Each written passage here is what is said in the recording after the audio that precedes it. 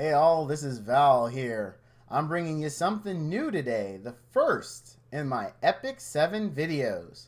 So I've been playing this one for a little bit here. As you can see, I made some progress. I've got Diane, which is a current banner, but we're not really going to jump into all of that. We're kind of going to start over giving a review, basically a review. Let's say that. I was going to say an overview. But let's review it and see what do we think about it, why I like it, how come I'm playing it, and where do I see this game, 6 months from now. So first to start off, Epic 7 is a gacha game, more in line with Summer's War than Dungeon Hunter Champions, which is where a lot of you know me from. So it is turn-based versus real-time. You take turns just like Summoner War, you got your summon and gacha.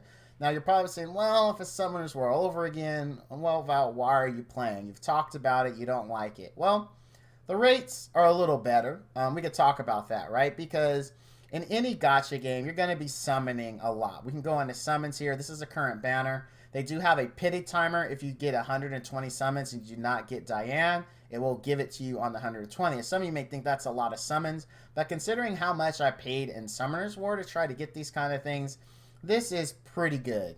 But more importantly, let's take a look at the rates, because this is a lot of things people want to know, right? Now, in this game, there's two types of things you can summon. You can summon a hero, or you can summon an artifact. An artifact is like a slot that gives your character that extra boost, right? It does some kind of cool ability that enhances your player experience. So you have a 53% chance to pull an artifact. You have a 46.75% chance to pull a hero. Now, the interesting thing is, look at 5 stars. You have a 1% chance to get a 5-star hero. That is double of pretty much all other gacha type games. It really is. Typically, it's 0.5%. And here it is 1%. That is super good. Then for 4-star heroes, you have a 4.5% chance. And for a 3-star hero, you have a 41.25% chance. So already, the rates are better. The problem is you could also pull an artifact. Here, 5-star artifacts are 1.75%, 4-star is 6.5%, and 3-star is 45%. So as you can see, you got a pretty good chance to get an artifact, more than anything, right? Versus an actual hero. But still, your hero rates are better than other gachas. It's just now you've got this other element in here that you could possibly pull. And these are very useful. I mean, there is a point where you're going to have so many heroes, you really need to focus on your artifacts. So that's why this is a super, super good thing to me.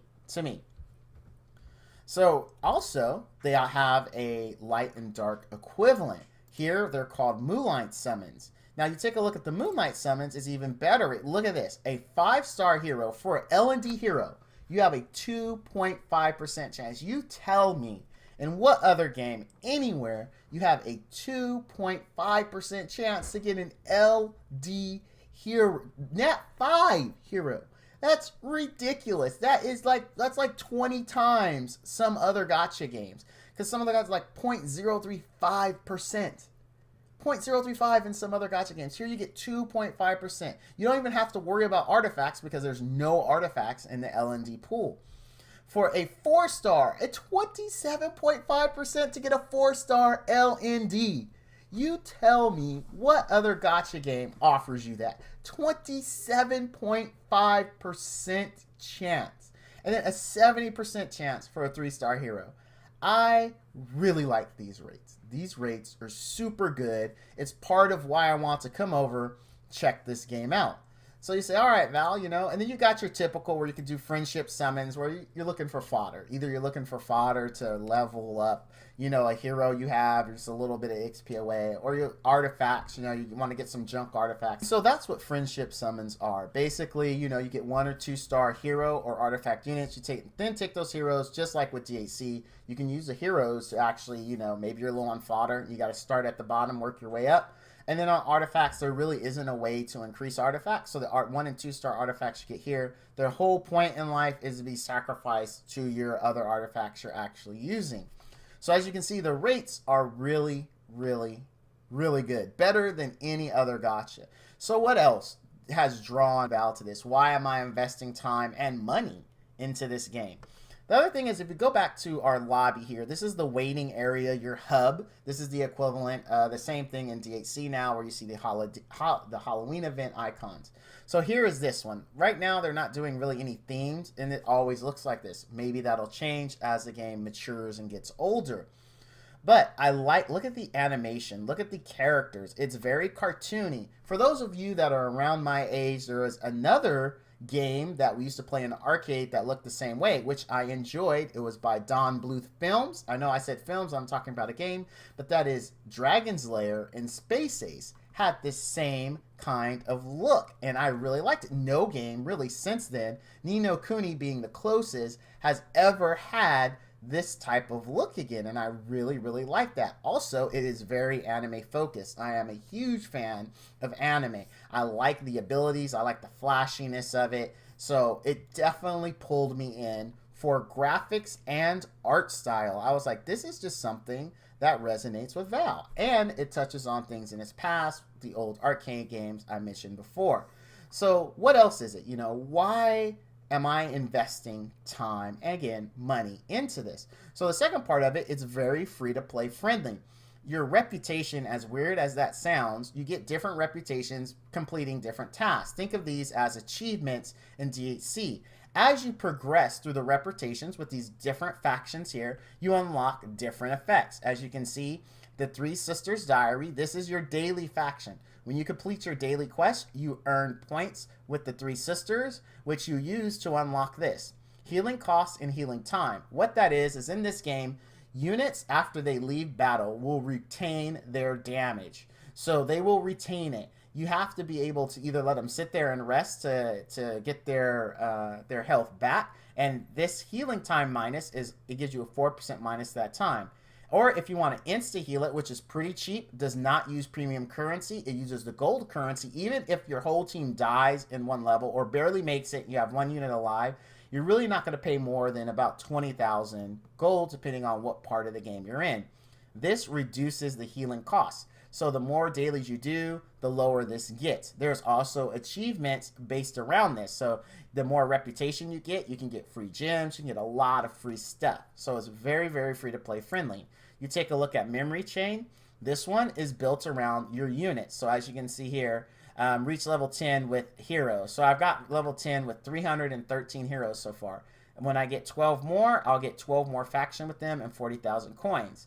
For ranking up, you'll see here I'll get 50,000 and then 100 of the premium currency. You get this every 5 levels. And so as you get it here, this one's very helpful because you get battle XP plus 4%. And when you go to enhanced equipment, just like DHC, you'll get a 2% bonus to XP.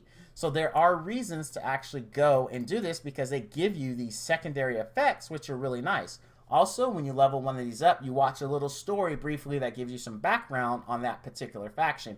Again, with that cartoony, anime-ish art style that I really just resonates with me. It resonates very well. But it's all the same story. Different factions are responsible for different things. This is like opening treasure chests in adventure, completing urgent missions. So as you're questing, there could be an urgent mission. An urgent mission is a mission that gives you one guild currency. It also gives you XP and some other benefits. You always want to do them. They are limited to 2 hours or 3 hours. If you don't do it within 3 hours, it goes away. So these are all the different factions. This one is yet to be added. As you can see, it says it is coming in a future update. But that's another very free to play friendly. A lot of good, and all this stuff is repeatable. That is what's key. So in a lot of games like this, you know, you get to that point where you've done it so much it just ends, right? And your income dries up. But here there are so many repeatable achievements that you can get that offers premium currency, that offers other currency in which you can buy other things that'll help you advance in the game. So it is free to play friendly. Now the last thing, I'm going to take you in a battle and I'll show you in this review the last thing that really pulled me into this game. So we're going to go and do the current event here. Let's go here. Let's go here. This event, if you do have the event characters, they do get a bonus, and I have all of them, but I'm only leveling 1 currently. So I've been farming one of the levels here, which is this one, because it drops materials that I need to enhance that unit, which is this sun badge right here.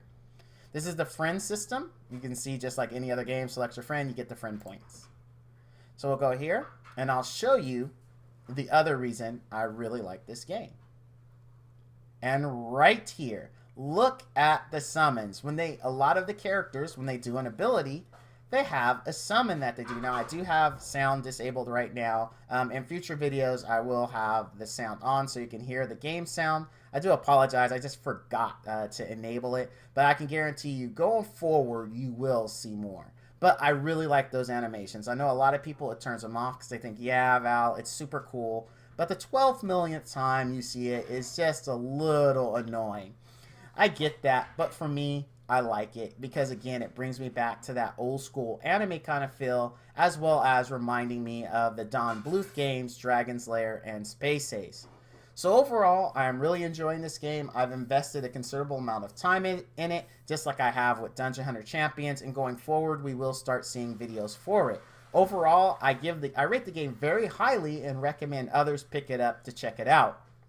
In the next video, we're going to talk a little about combat, team composition, and gear, just so you can get a better idea of what the game is all about. Then we'll also offer some starting tips as well. But for right now, I just want to give you a review, see what you think, see if you like the style. The rates are phenomenal. So if you have been at a game and it's like, man, I'm not ready for another gacha with terrible rates. I already have games that I play like that. This is not that game. The rates here, as you saw, are amazing. The L&D rates are just out of this world crazy. 2.5% for a Nat 5. Think about that. Go look at your gacha games right now. And you tell me what the LD Nat 5 rate is on that gacha game. I guarantee you it's going to be nowhere close to 2.5%. All right, that's going to do it for this review. If you found this video helpful or entertaining, go ahead and hit that like button down below. Also hit that notification button so that you know when I have a new video available. Thank you all for watching. And as always, all you dudes and dudettes out there, stay frosty.